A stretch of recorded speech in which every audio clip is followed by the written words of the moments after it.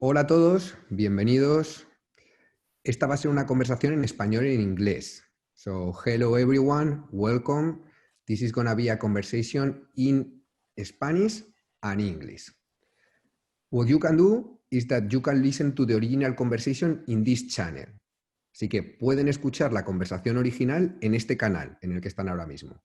Pero si quieren interpretación, tienen un botón debajo de la pantalla que dice interpretación.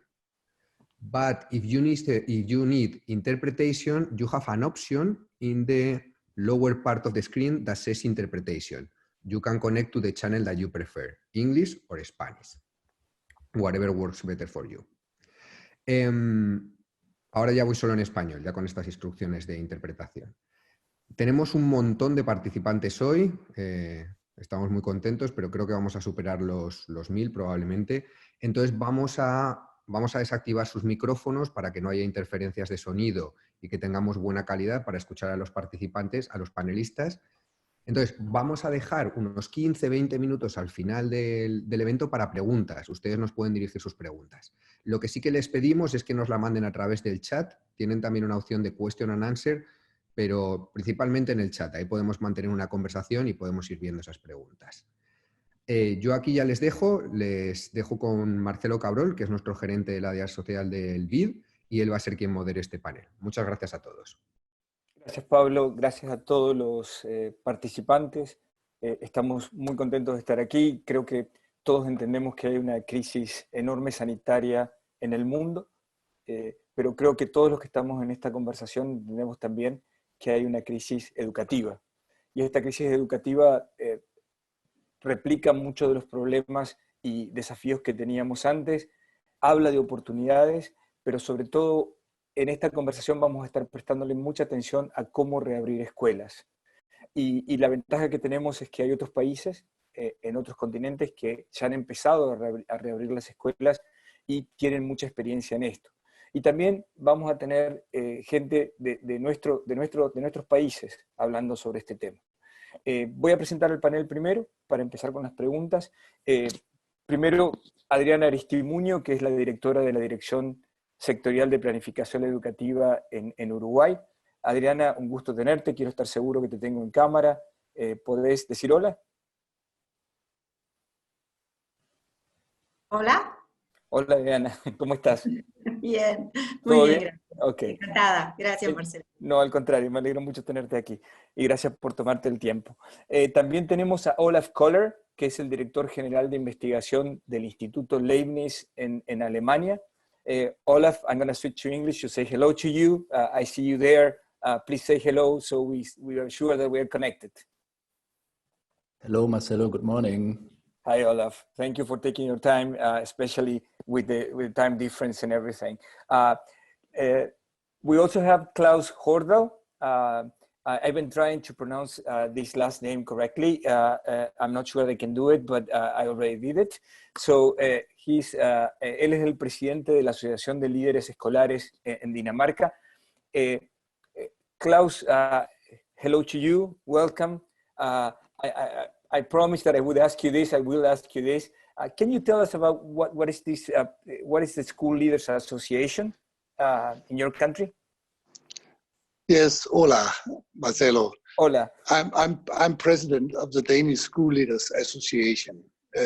We are an organization that organizes all the school leaders. That means every school heads and deputies in the public schools in Denmark. It's from primary and lower secondary.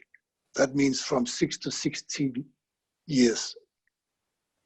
Thank you very much, Klaus, and welcome again.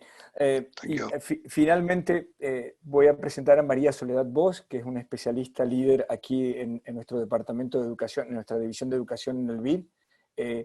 Ella ha estado trabajando mucho junto con el equipo de la división de educación en ayudar a los gobiernos a pensar cómo reabrir escuelas y sobre todo cómo sostener eso en el mediano y largo plazo.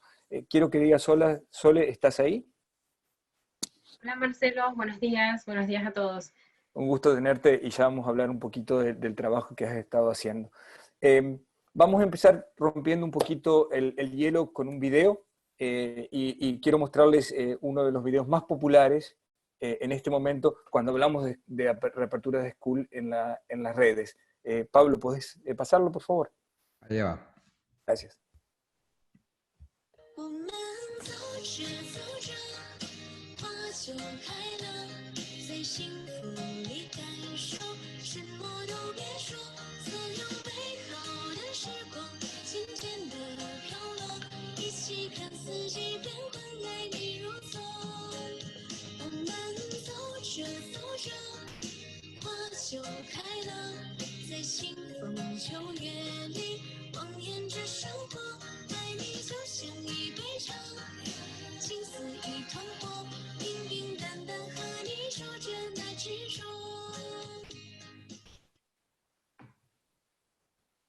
This is in China, in case that you couldn't see it well, and this is a very elaborate process to open schools, to reopen schools. Think about the logistics only for opening that.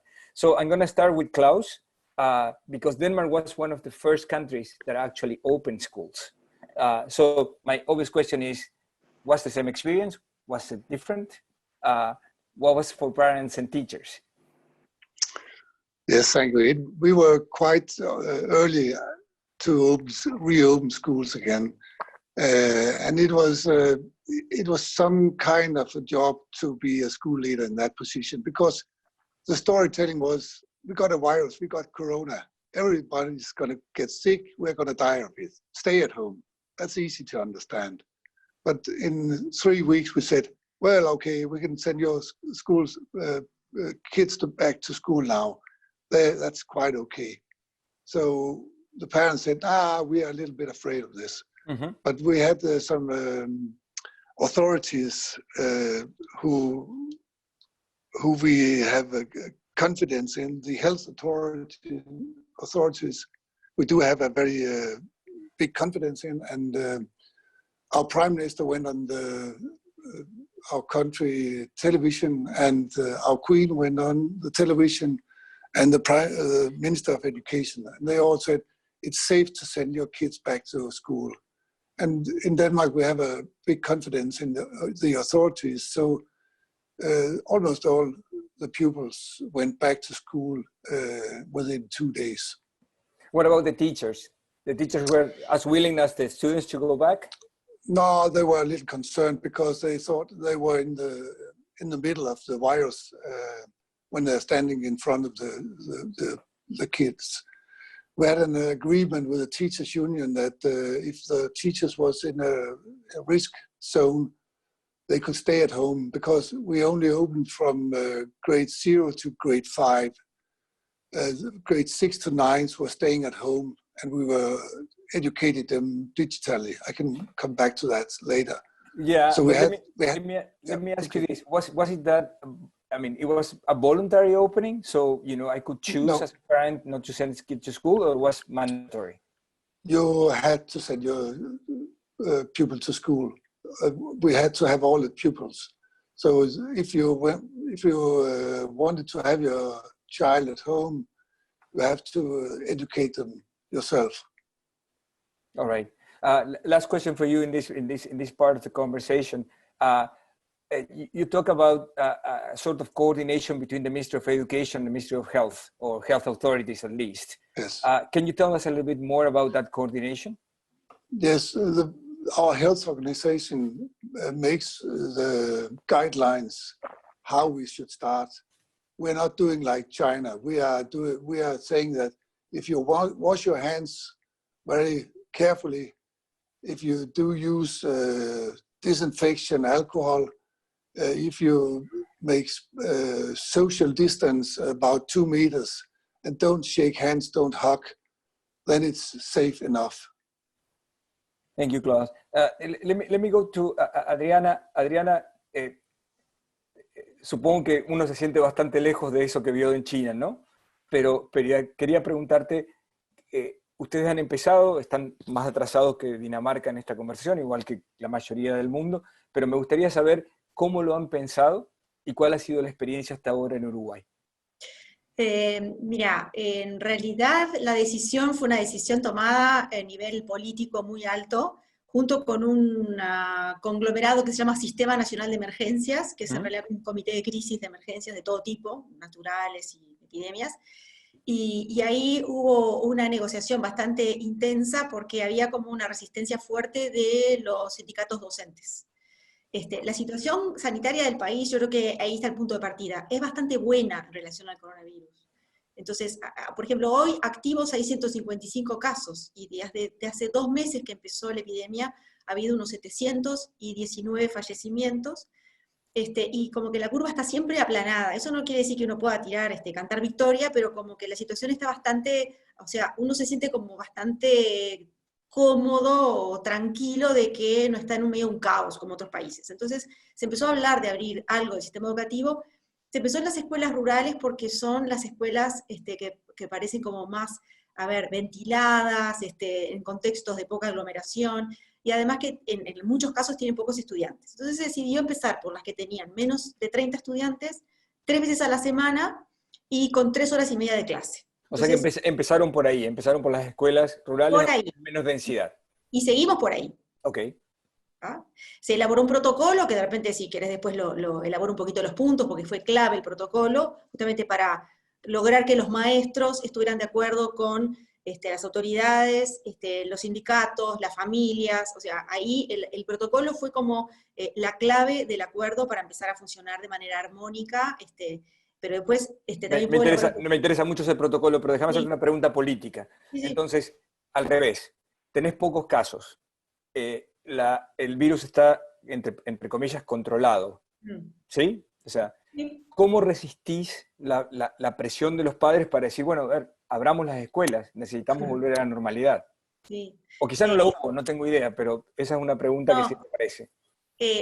Se resiste bastante con el famoso tema del posible pico, o sea, como que está la amenaza siempre del pico, y como se están aflojando otras medidas, se está monitoreando permanentemente. De hecho, antes de las escuelas, acá abrió la construcción, o sea, la construcción de obras de albañilería, y 45.000 trabajadores empezaron a trabajar ya en abril, antes que se abrieran las escuelas. Y se hizo un testeo a una parte de ellos, a 400, y dieron todos negativo. Entonces eso también fue como muy auspicioso para seguir abriendo sectores de la economía y para darle un impulso al tema de las escuelas. Igual las escuelas abrieron antes del test, pero quiero decir que todo abona a una situación bastante controlada, ¿no? Entendido. Ahora dame los 2 o 3 puntos importantes del protocolo para que lo entendamos.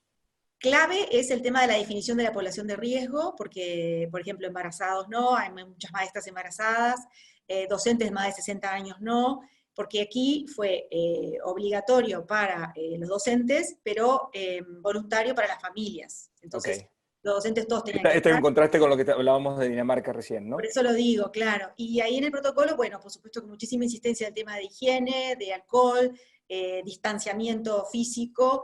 En la entrada de la escuela hay un cuestionario que se le aplica a las familias, y las familias tienen que contestar, y en algunos casos se mandó al niño a la casa de vuelta. Y había una cosa muy importante, que era que a los maestros que venían de zonas donde había casos, se les tenía que hacer sí o sí el hisopado, el testeo. Claro. Entonces, hasta que no tenía un resultado negativo, el maestro no podía empezar. ¿Volvió todo el mundo o volvieron pocos? No volvió todo el mundo, eso es muy interesante, porque si bien había cierta presión para empezar, hubo como mucho miedo también. Volvió el 40% de las escuelas, en algunas escuelas había maestros que no tenían el test a tiempo, no había condiciones sanitarias buenas, no había agua en muchas escuelas rurales, entonces hubo que solucionar eso. Y el sistema es muy interesante, no es que la autoridad dice tienen que empezar tales, sino que de acuerdo al protocolo, las escuelas son testeadas por la inspección de primaria, y si cumple con las condiciones del protocolo, la escuela empieza. O sea que es como caso a caso. Excelente, gracias Adriana. Voy a pasar, Olaf, I'm going to go to you now, and I'm going to ask you to reflect and to tell us a little bit about the situation in Germany, reopening schools, how they're doing it, and a little bit of a contrast with Denmark and Uruguay, if you can do some reflections on there. Yeah, we have also started again schooling in Germany. Schooling is mandatory. That is, with the reopening, parents have to send their children to school. We only started in selected grades. That is, for instance, in primary school, we started with grade 4, because these kids are about 10 years old, and they are aware of this social distancing, for instance. So it's easier for them to understand the rules that are now given in school. What we have also done is that we have dramatically reduced class sizes. That is, typically in primary school, let's say class size is about 25 children. And most of our schools divided this 25 students into groups of, let's say, 8 students. What we have also done is that our children are not taught in all subjects again, but only in so-called, what we call core subjects. Core subjects. Mother tongue, mathematics, for instance, in secondary school, foreign languages, so that they are usually not more than, let's say, 3 lessons per day in school, and not each day, maybe 2 or 3 days a week. And they get a lot of homework, so that in the meantime, they can work at home on their homework, on additional material. So it's a combination now of distance learning or homeschooling and being back in school, being taught by our teachers. We've also, in our country, each school had to write down a hygiene concept where they describe how to deal with all these problems: social distancing, masks, disinfections, rules for parents when they bring their kids to school. So and interestingly, schools were very competent in finishing these concepts, and they have sometimes 20 pages with all these different. Let me try you there too, because that point is super interesting, and I want to understand that correctly. So what you have, it's guidelines for schools, and then the schools would do their own interpretation of those guidelines.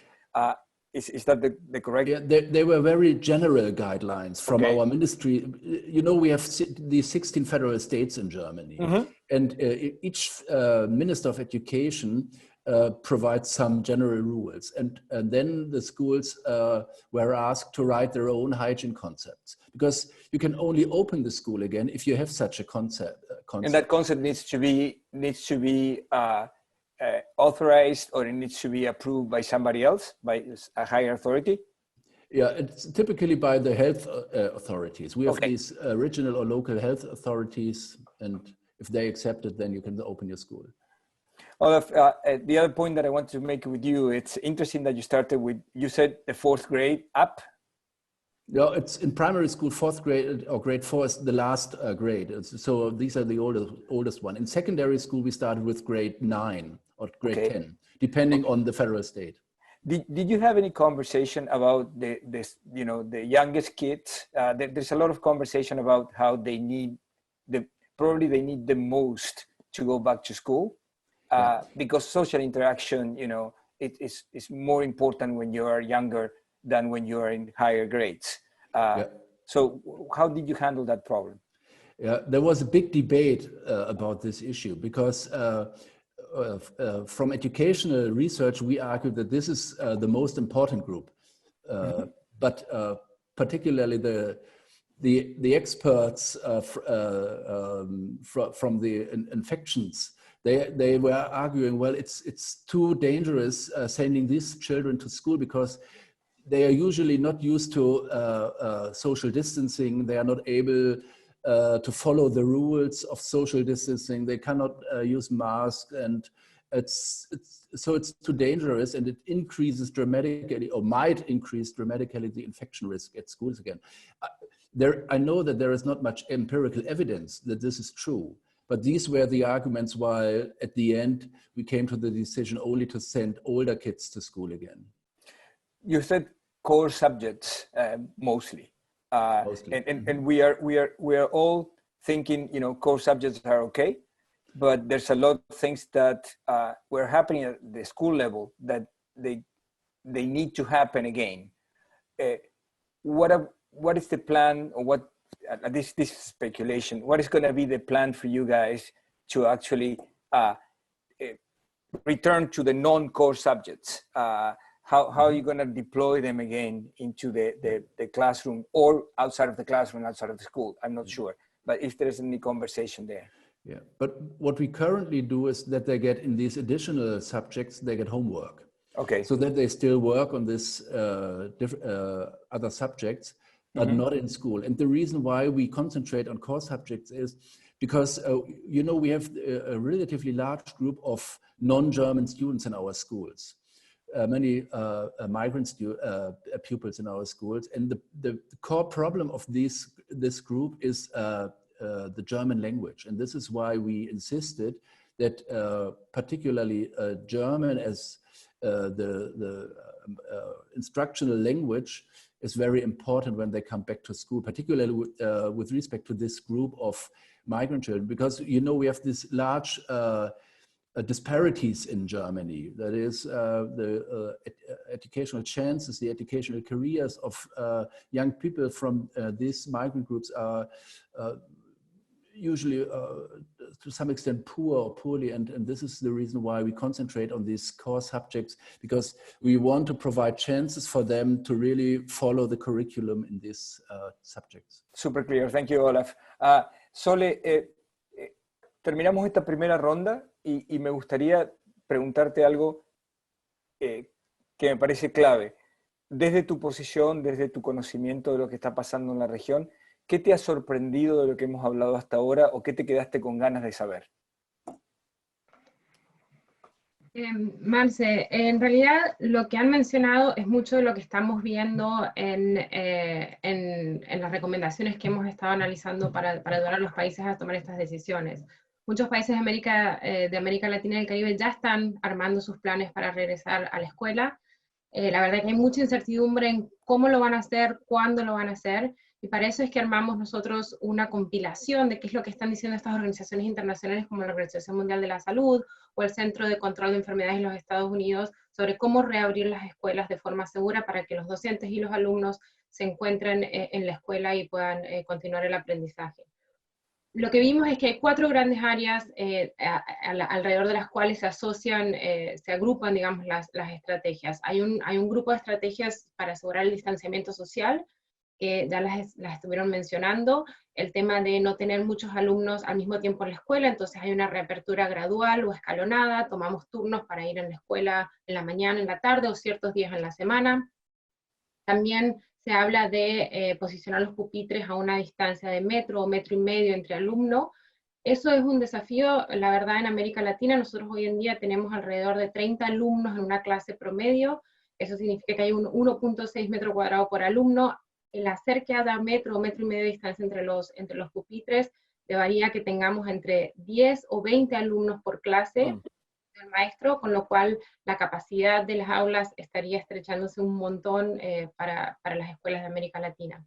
Y dentro del distanciamiento social también hay un grupo de estrategias que hablan de suspender todas las actividades grupales como deportes, coros, asambleas de estudiantiles, reuniones de padres. Non-core. Non-core, exacto. Pasa a ser non-core. Y también disminuir el aglutinamiento en los pasillos o en los baños, que eso es tan común en las escuelas. O sea, la escuela va a ser bien distinta cuando los docentes y los alumnos vuelvan a la clase. Hay un segundo grupo de estrategias que hablan de mantener la escuela limpia y desinfectada en todo momento. Claramente hay que desinfectar la escuela apenas se abre después de haber estado cerrada hasta tanto tiempo, pero también intensificar la limpieza durante el uso de las aulas, de los pasillos, de los baños, pero también las superficies que se tocan frecuentemente, como las manijas de las puertas, los pupitres, las computadoras. Y hay un tercer grupo de estrategias, que ya lo vimos en el video, que es asegurar que todos los alumnos lleguen a la escuela saludables. O sea, hay un protocolo de chequear que la salud de los chicos, o sea, que están saludables al entrar a la escuela. Lo vimos en el video de China, que el niñito pone las manitos en su robot y ahí está viendo si está saludable o no. Y también comunicar muy bien a los padres y a los niños que si se sienten enfermos se tienen que quedar en casa. Y aquí hay un dato bien interesante. En América Latina y en el Caribe, como también en muchos países del mundo, se usan mucho los premios a la asistencia perfecta. Y en realidad ahora ya debemos dejar de premiar el asistir a la escuela. Deberíamos dar asistencia imperfecta. Exacto, y premiar que se queden en casa si tienen síntomas de enfermedad. Y un último punto que quiero mencionar en América Latina que es muy importante, que es asegurar el acceso a lavamanos. O sea, para disminuir el contagio tenemos que asegurar que nos lavamos las manos de forma frecuente, entonces tenemos que tener acceso a lavamanos en buen estado, con agua corriente o con suficiente agua, y también acceso a jabón. De acuerdo. Entonces, eso en América Latina puede ser un desafío en áreas rurales o de bajos ingresos, pero bueno, la buena noticia es que en la guía que hemos puesto hemos encontrado muchas soluciones de bajo costo, de fácil instalación, que las escuelas ya pueden empezar a poner en sus escuelas para asegurar el acceso a lavamanos. Yo resumiría, esas son las 4 grandes áreas donde estamos viendo las mayores cantidades. Gracias Sole. Voy a preguntarle a Klaus aquí un follow-up de lo que Sole estaba diciendo. Klaus, the question for you is, so you're going to have less density of students per school, okay?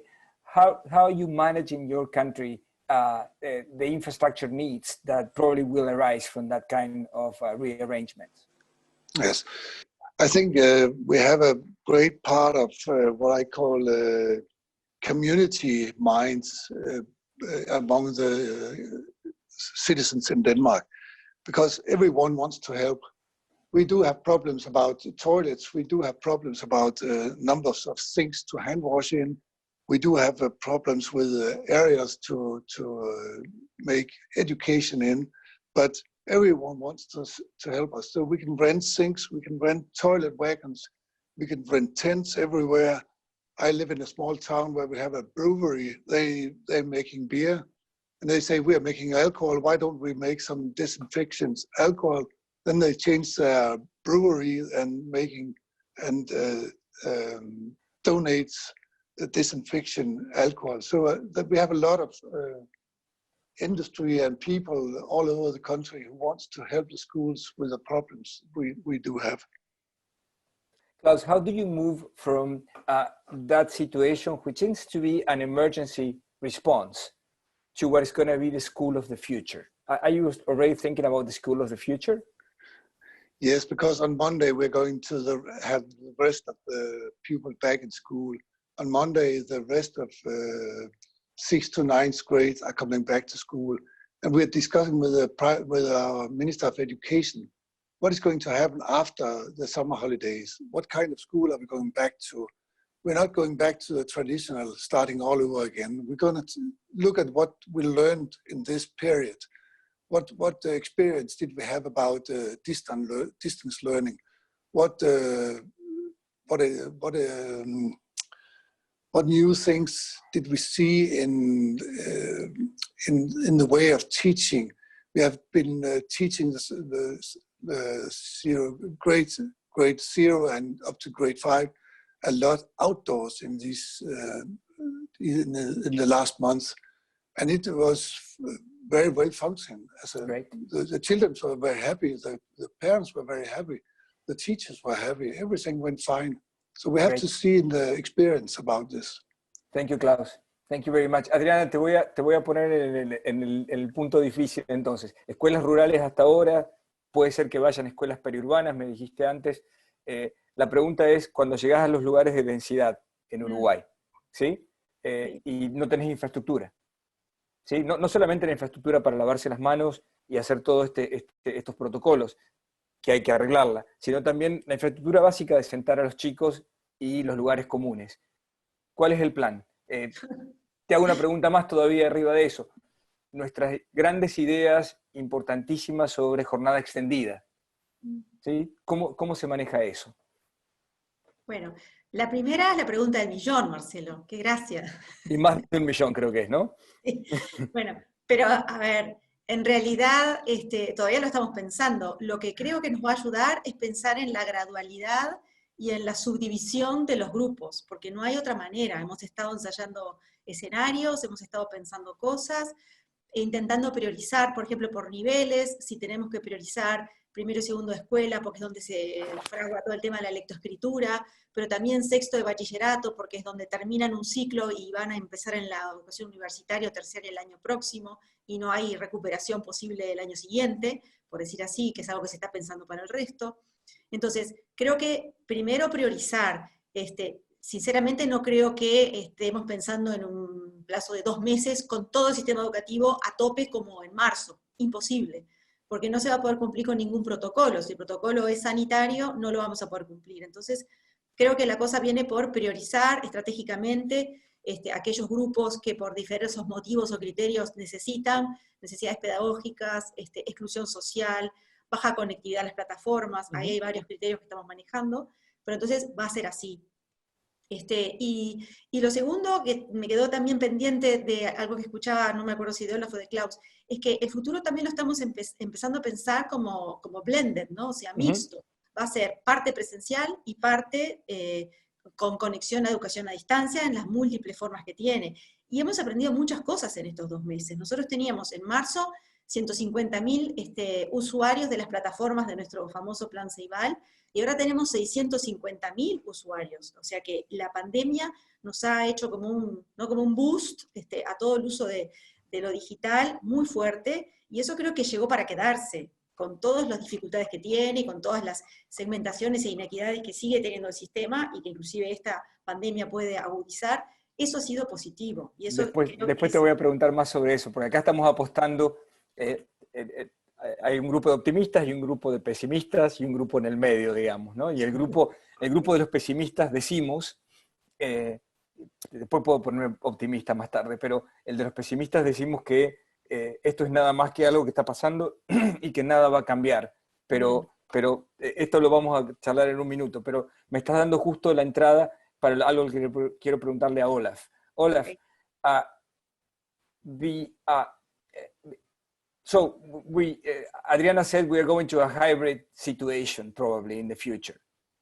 So I'm going to ask you first whether that's you agree with that statement, and then if you agree, in the case of Germany, what is the strategies or the strategies plural that you're trying to pursue to have a stronger digital platform or platforms to have a good blended strategy, a positive and an efficient blended strategy? Because the situation in Germany is indeed that no one really has the expectation that all students go back to school in the next school years. So there are just new plans on how to deal with the Corona problem in the next school year. And indeed, our ministers of education developed strategies how to improve our digital infrastructure in schools. We have some federal states that already have these large platforms, learning platforms, digital learning environments for their schools, where they transform, for instance, the normal teaching in classrooms to digital classrooms, where the teachers meet their students, where they provide material, and they can have this interaction with the students via these digital tools. But this is only possible in some federal states for some of our schools, for schools that have fast internet, and it's in many cases schools don't even have internet, so that it's a big problem. But there is, we've started last year a so-called Digital Pact for Schools with 5.5 billion euros for the next 10 years to improve or increase our digital infrastructure in Germany. These 5.5 billion euros are planned only for hardware, for faster internets and so on. And what is currently discussed is to provide much more money for developing what we call content, that is learning software, intelligent learning software. What we typically observe now is that our teachers more or less provide PDFs, some documents on a digital way as attachments in emails and so on. But what we really need is are these intelligent tutorial systems where the software is able to detect, for instance, misconceptions of the students, provide support, improve or support learning progressions of their students. So I'm sure, or there are already plannings, and there will be money being provided for schools to develop this content. The problem is who can develop this content. And I think there is some discussion that this must be a joint venture of our textbook publishers in Germany, these huge software companies, plus money from our federal government as well as from the federal states. That's and super I think important.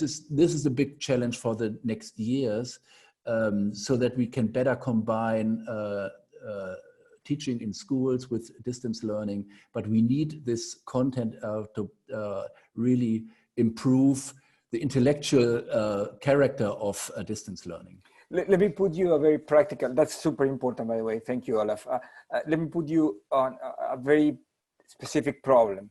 And some of my colleagues are saying, look, we've been struggling to provide connectivity to schools, but the COVID-19 came, and the connectivity problem was not at the school level because we are not going to school anymore.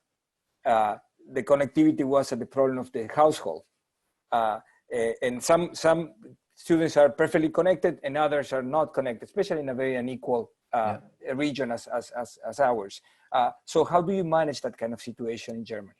Yeah, but it's not only a problem of connectivity, and it's also a problem of the devices that they typically have at home.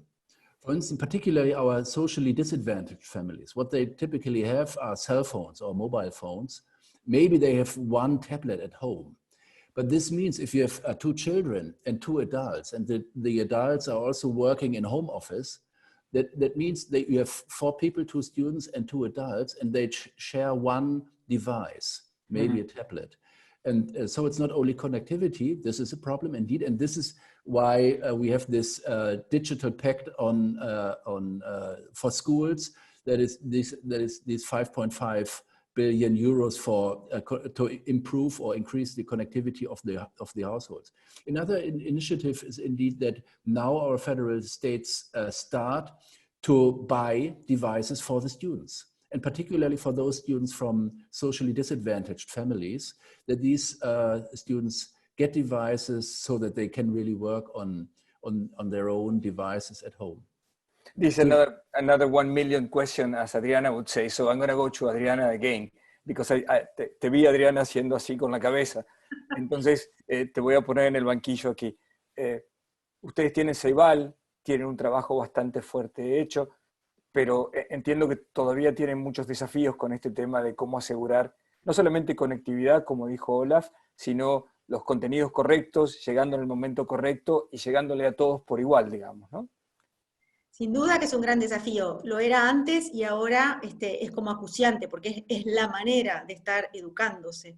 Entonces, ahí lo que se está haciendo es un esfuerzo bastante fuerte a nivel de territorio, desde los centros, las inspecciones, identificar a los chicos que tienen menos conectividad, o aún a los que se conectan 1 o 2 veces en un lapso prolongado de tiempo, lo cual requiere mucho trabajo local, cualitativo, que tampoco es fácil porque los docentes y los personales de los centros educativos no están asistiendo, y además también está el tema curricular, que no lo hemos mencionado, pero que es fundamental en todo esto, que es, bueno, y estamos trabajando en eso, bastante como corriéndola de atrás, por decirlo así, que es priorizar y seleccionar curricularmente las cosas más importantes, ¿no? El famoso core, pero además dentro del core también tenés dentro de las asignaturas también priorizar cosas, porque cuando el tiempo va corriendo y tú tenés la desesperación que hay poca conexión de los chiquilines, o que se conectan y se aburren, o que también hay quejas de que se les mandan demasiadas tareas sin retroalimentación, tenés que ir afinando ahí todo el tema pedagógico, que es priorizar curricularmente, hacer mejores devoluciones, hacer evaluaciones formativas. Entonces, son una serie de estrategias y de aspectos que tenés que tener en cuenta, junto con toda la parte más técnica de solamente la conexión. Así que Ceibal es una maravilla que tenemos, pero también hay que trabajar con Ceibal desde lo pedagógico muy cercanamente. Gracias, Adriana. Klaus, última pregunta. Last questions before we go to questions from the audience. We have a lot, so we're going to have very little time to cover them.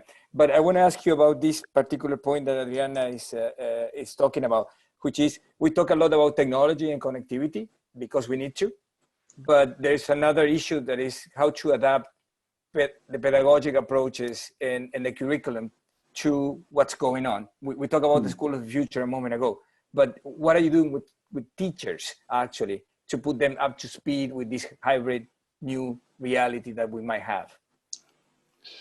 For 6 years ago, we started a great investment in Denmark. We invested in digital learning platforms and digital we digitalized a lot of books in Denmark. In that period, we invested about $100 million for 3 years to digitalize the teaching. We sent the teachers on a lot of experience courses for a lot of years. So we were prepared to this virus situation for 5-6 years ago. So all the schools in Denmark are having a fine connectivity, and we have a lot of tablets, PCs all over the schools. A lot of pupils are having their own tablets given from the society to the pupil. That is their tablet when they go to school. So the teachers are used to use the digital environments and digital learning platforms. Thank you, Klaus. I'm gonna, if you don't mind, I'm gonna go to questions because we have a lot and they're very good. So I'm gonna start with Ana Carvajal. Y Adriana, voy a ponerte primero en la conversación aquí. Ana Carvajal dice, soy maestra de educación física en preescolar. Estoy muy preocupada por la forma en que se tendrá que redireccionar esta clase. ¿Se tendrán que eliminar definitivamente las actividades de equipo? ¿Todo tendrá que ser individual? Gran pregunta, Ana Carvajal. De hecho, dos cosas nos preocupan que se juntan en el caso de ella, que es todo lo que es físico, que implica movimiento, contacto, lo que sea, lo grupal, y también el tema de... Claro, porque ahí, por ejemplo, hace 2 días hubo una declaración en Uruguay de OMEP, de la Organización Mundial de Educación Escolar, donde establecen que es muy difícil toda esta cosa tan sanitaria, tan individual, tan distante, con los niños de educación inicial, y es cierto, es todo un desafío. Entonces ahí la verdad que hay un problema para resolver, que está sacándonos bastante canas verdes, porque toda la educación preescolar, que sabemos que es el cimiento de todo lo que viene después, es prioridad absoluta, y esta situación sanitaria nos pone contra las cuerdas. También una pequeña mención a una cosa que tú dijiste al pasar, Marcelo, que es el tema de el tiempo extendido. Lamentablemente, que hemos hecho un gran esfuerzo muchos de los países de América Latina en extender el tiempo pedagógico, vamos a tener que ir un poquito para atrás, porque no vamos a poder tener a los chiquilines en la escuela a tiempo completo, no darles de comer, o sea, va a ser bastante limitado lo que vamos a poder ofrecer comparado con lo que quisiéramos. Así que me parece que esto encuadra un poco la pregunta de ella. Excelente, gracias, Adriana. You are next, Olaf. So the question that I have here is psychological support. So you are not going to school as much as you used to. You're not getting together with your teacher and your classmates and peers every day. You have core subjects, and the other subjects are homework, which is fine. But that might bring psychological issues. We just discussed with Adriana the issue of sports as well. So how are they handling in Germany this kind of situation? Mm-hmm. This is what we discussed when we wrote an expertise for our chancellor in Germany, because I was part of a team from the National Academy of Science when we wrote an expertise on how to deal with this issue. And what we recommended was that all teachers, when our students come back to school, even to these core subjects, should talk about the corona, the virus, the crisis, or the negative effects of this crisis, so that they really bring it into the classes and discuss it with the schools to give some psychological support. But we are aware of this problem, that I'm sure that, let's say, 10 minutes talking about all these psychological challenges is not enough, but this is what we recommended. And I hope, and we all hope, that teachers are aware of this problem and really spend some time with their students on discussing these problems, deal with these problems, talk about, for instance, to some extent, about the situation at home, how to deal with all these problems. But it's difficult, and it's particularly difficult in primary school again, because these children are really used to closely interact with each other, and it's hard for them to understand why this is now different. But the good thing is, during the shutdown, they already got familiar with all these problems with social distancing, that social rules have totally changed. So I think good news is when they came back to school, they were already aware of it. And good news is also that I hope that our teachers are to some extent sensitive to this problem, dealing with this problem. But bad news is still we do not have the chance within the, let's say, the next school year to come back to the regular type of schooling where all these interactions are super possible. clear. Thank you very much, Olaf. Thank you very much. Klaus, so you're next. And that last question that I posed for Olaf was from Irene Fugara. This is from Samuel Diaz, which actually is asking about the parents. What kind of support during the close down and moving, to the new school are you thinking that the parents should have? Because they're certainly moving into the center of the conversation now, or at least into the conversation. So what kind of support Denmark is thinking for parents moving forward? I think when we had the close down in the Danish society and the children was at home and were expected to be educated at home, the parents realized what a job teachers have in schools, because they really wanted to get their children back to school because they thought it was quite a hard job. But I think they got respect for the school job and they got respect for the teachers' work. So when we started opening up again, we had some strange things in a Danish context, because the parents are used to come into the school. Sometimes we have singing in the morning with all the kids, and the children were, the parents were not allowed to come in the Danish school. That's quite special. In the Danish school, normally are open all times, and if the parents wants to take a look into the school and take part of the education, they are welcome.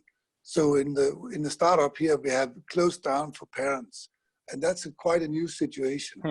But I think we're going to see some new balances between teachers and parents. I think we're going to see communications via cell phones and Teams, Zoom, or what we use to make video conversations instead of face-to-face conversations, if we do have problems with children in the school. Thank you, Klaus. Thank you very much. Sole, acá estoy juntando un montón de preguntas, así que no tengo un nombre, hay varios nombres. Mucha gente está preguntando sobre dónde se pueden, primero, ¿qué protocolos hay que has visto en Latinoamérica? Si los hay, por ahí no los hay.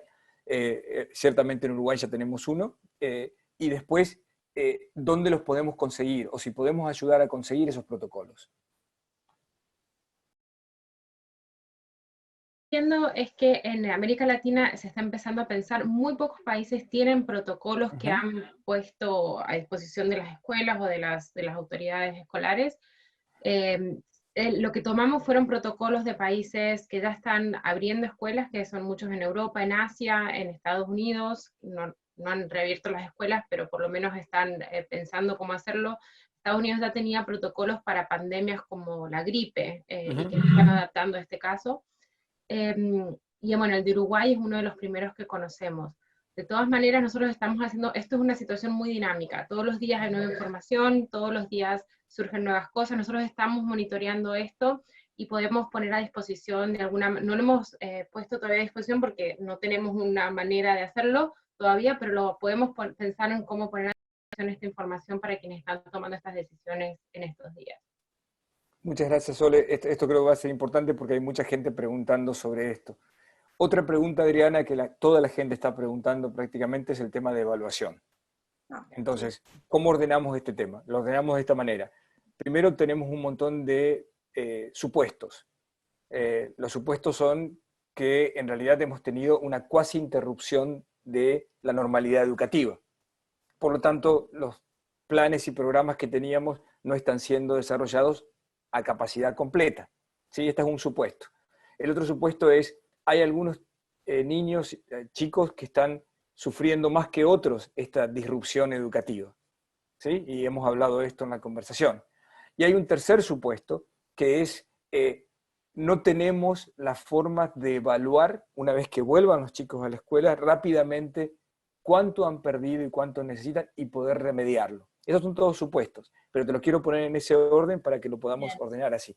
Bien, de acuerdo con los supuestos, ahora nosotros estamos trabajando, empezando a pensar sobre la base del tercero, porque como estamos manejando la posibilidad de que se empiecen a integrar diferentes grupos en el sistema educativo presencial, estamos pensando el reintegro también como una manera de poder evaluar, o sea, poder más bien diagnosticar, para saber y establecer una especie de línea de base de cómo continuamos. Eso nos permite ir sobre el supuesto 2, o sea, tratar de identificar a los que están en peor situación, más rezagados, con más problemas de aprendizaje, con menos logros.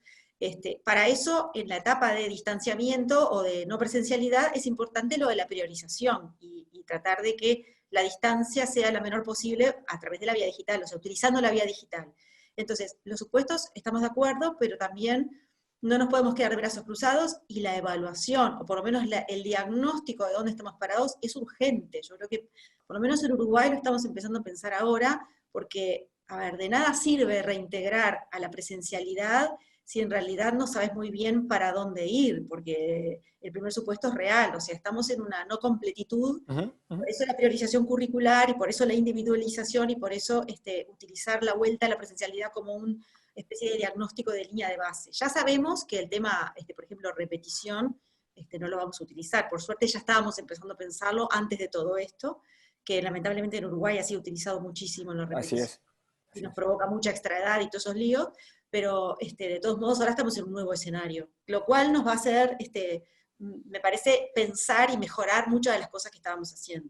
Me hiciste acordar mucho de algo que aprendí hace muchos años, sobre todo en Brasil, siempre lo veíamos, el tema de la pedagogía de la repitencia, ¿no? Como una forma de solucionar el problema. Por suerte estamos muy lejos de eso.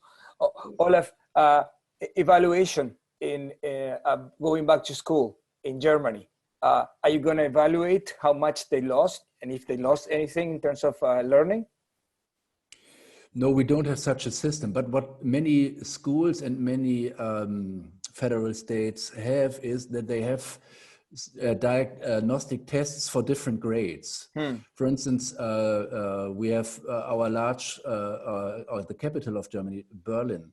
They have now a system where they have diagnostic tests for grade 1 to at least grade 7, so that they have some tools when students come back to school to see how the competencies, at least in German, math, and foreign language, are, so that they can get some idea of all the losses that appeared during this lockdown.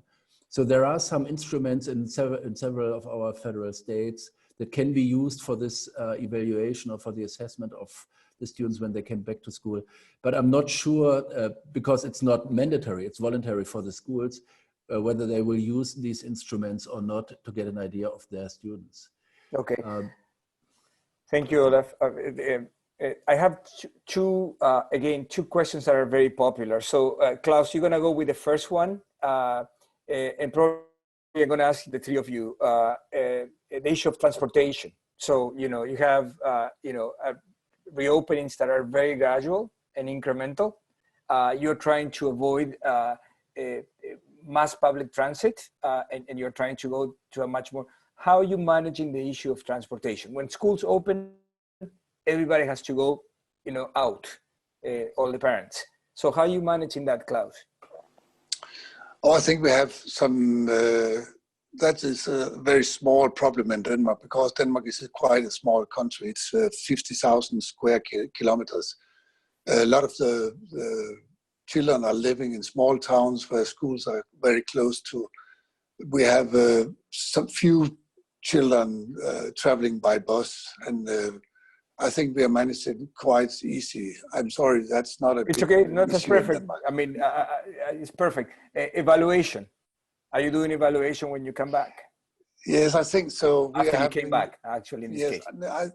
I think we will have it in the autumn, because we have normally national tests every year, not in every grades, but in 5 or 6 grades, different grades, we have national tests. And I think they will start up the national test when we are returning after the summer period. Excellent. And then we'll look at it and see what happened to the students and the learning under this period. Excellent. Thank you, Klaus. So Olaf, I saw you nodding when I asked about transportation. I'm going to a bigger country now, so hopefully I'm more lucky now. Go ahead, please. Yeah. The good thing in the moment is that only a small numbers of students are going back to school. But what typically schools do, when they write these hygiene concepts or these protocols, that they also have to write down how they solve this problem of transportation. That is, when students come with school buses, what the rules are, how many students should be in a bus, that they have to wear masks, for instance, in the buses, so that there are clear rules that the buses are not allowed to be overcrowded, that there are only a few numbers of students in the buses. And we had a couple of weeks ago, we had our final examinations in upper secondary schools, the so-called Abitur. And they wrote down clear rules how to bring the students to school, and it worked quite well. So it is not, currently it is not a big issue.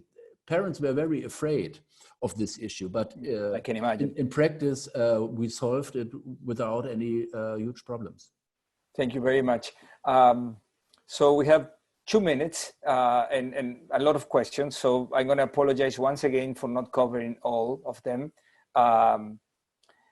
Vamos a Adriana. Estás ahí, Adriana, te veo ahí con los ojos abiertos y muy bien, así claro. que gracias por esta conversación. Voy a volver con el tema de transporte. Bueno. Simplemente porque hay un tema ahí, sobre todo para América Latina, donde dependemos tanto del transporte público. Es más chiquito que Alemania, Uruguay, pero sí, todavía tienen el problema, ¿no? Sí, sí. A ver, uno de los criterios que estamos manejando es que se desplacen solamente los alumnos en unas primeras tandas que están más cercanos a los centros, como sería el caso de Dinamarca. En el caso de primaria, en Uruguay es bastante factible porque hay una muy buena red a nivel de todo el territorio de escuelas. A nivel de media, secundaria y técnica es bastante más difícil porque hay menos centros, entonces hay que cubrir más distancias. También estamos trabajando y pensando en el protocolo de las unidades de traslado, es decir, el transporte colectivo aquí tiene una cantidad de protocolos. Desde el sistema educativo estamos peleando para que se mejoren, porque, por ejemplo, se ha hecho obligatorio el uso del tapabocas en el transporte público y también en las escuelas rurales. Entonces, pensamos que todo eso con tapaboca y con una buena higiene de los medios de transporte se puede solucionar medianamente bien. Pero la primera cosa que te respondo es: vamos a tratar de que se desplacen los que viven cerca y no tienen que tomar transporte colectivo. Sabemos que eso no se puede extender en el tiempo, porque si no dejamos a miles de muchachos sin asistir a su centro educativo. Gracias, Adriana. Sole, voy a tomar acá el privilegio de trabajar para el BID y poder hacer la última intervención. Te la voy a dar a vos, porque quiero que me ayudes con 2 cosas.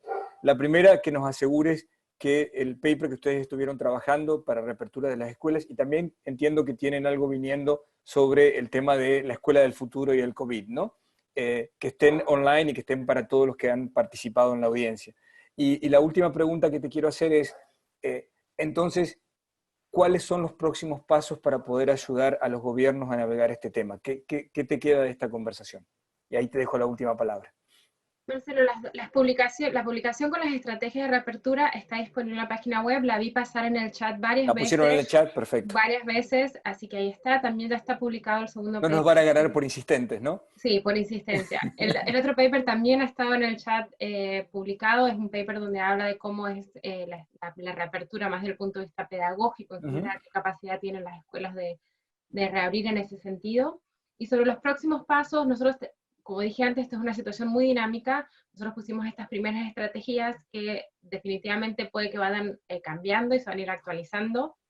Algo que nosotros hemos estado haciendo in-house para informar estas publicaciones es ver qué están haciendo los países de la región, y por experiencias anteriores sabemos que es bien útil que los países vean literalmente cómo son los protocolos o los documentos que están produciendo los países, así que eso lo vamos a poner a disposición también de quienes están tomando estas decisiones. ¿Dónde van a estar? ¿Dónde van a estar estas cosas? Les daremos seguir. Todavía no tenemos una casa en la página web para poner estas publicaciones. Me imagino que lo podemos poner inclusive en el documento de estrategias de reapertura con un link adicional. Pero los invito a que sigan chequeando nuestras páginas web del banco. Tenemos una página específica para los temas de COVID. La podemos poner después para todos los participantes. Definitivamente. Ahí. Y ahí habrán los links que son necesarios para llevarlos ahí la acaban de poner, ahí estoy viendo que Pablo la acaba de poner. Y lo que sí, nuevamente, es una situación muy dinámica, así que chequeen frecuentemente. Buenísimo. Esta información se va actualizando. Buenísimo. Entonces ahora me quedan los agradecimientos, porque Pablo si no me va a matar. Entonces, primero, agradecerle a la audiencia, porque todo este trabajo que estamos haciendo, en realidad todas las preguntas que ustedes mandaron y las cuestiones que hemos discutido, sirven de una manera importantísima para crowdsource los trabajos que tenemos que hacer. Las preguntas que aparecen acá son preguntas prácticas que nosotros queremos ayudar a ustedes a acompañarlos a solucionar. Y el segundo gran agradecimiento es, first of all, for Olaf. Olaf, thank you very much for bringing the perspective from Germany. We're very happy to have the conversation with you, very informative, and thank you again. Klaus, small country or no, you have a lot of lessons for us, so we're very happy to have this opportunity to discuss with you and to think about the future of education. Adriana, como siempre, muchas gracias, mucha fuerza para el trabajo que queda por delante, y también a vos, Sole, por acompañarnos. Y a toda la audiencia, gracias de nuevo, que sigan bien y sobre todo muy seguros y saludables. Chao. Muchas gracias a todos. Les voy a dejar nuestra dirección de correo por si necesitan alguna pregunta sobre la grabación, y también les voy a dejar nuestra página web donde estamos recopilando toda la información del banco en cuanto a la crisis del COVID. La copio ahora mismo en el panel. Muchas gracias a todos y hasta luego.